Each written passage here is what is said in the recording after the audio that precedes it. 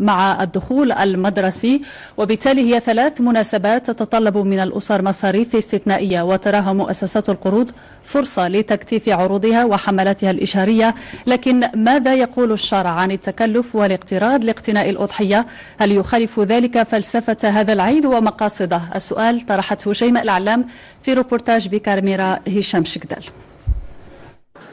لوحات تشهر العيد وعروض بأسعار القروض الاستهلاكية لتغطية نفقات شراء الأضحية، حيث يكثر الإقبال على الاقتراض لدى بعض الأسر المغربية، وفي ذلك تتنافس الأبناق ومؤسسات منح القروض الصغرى قصيرة الأجل، قروض تختلف آراء أوساط الشارع حولها.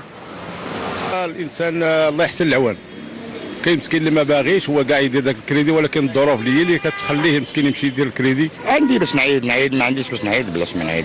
تشري أضحية بالكريدي لا، تمشي على جهدك باش الله يقبلها منك، ما لا خديتيها كريدي ما كيبقاش لها الأجر.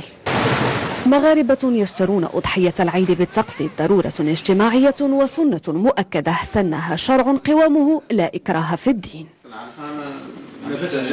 هذا كله تنطع، وهذا لم يأتي به شرعنا، بحيث الله عز وجل يقول اتقوا الله ما استطعتم، لا يكلف الله نفسا إلا وسعها. إذن الفقير ليس مخاطب بها، أما أن يتوسل بالحرام وبالدين من أجل العبادة هذا لا يجوز. قرض الربوي هذا حرام، ولا يتوسل بالحرام للعبادة. لكن القرض الحسن، أنا عندي واحد الأخ في العائلة ولا صديق ولا واحد الإنسان غادي يقرضني قرض حسن وأنا قادر على الوفاء، يجوز هنايا. ممكن أن تجتمع يعني الأسرة، بالتعبير الأسرة على أضحية واحدة بشروط عند إمامنا مالك رحمه الله.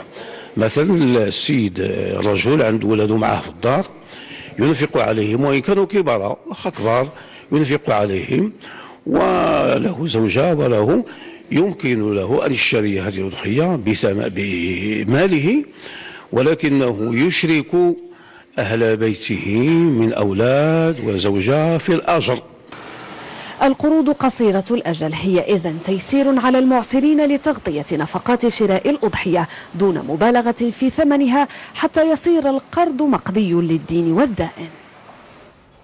وعلى بعد أيام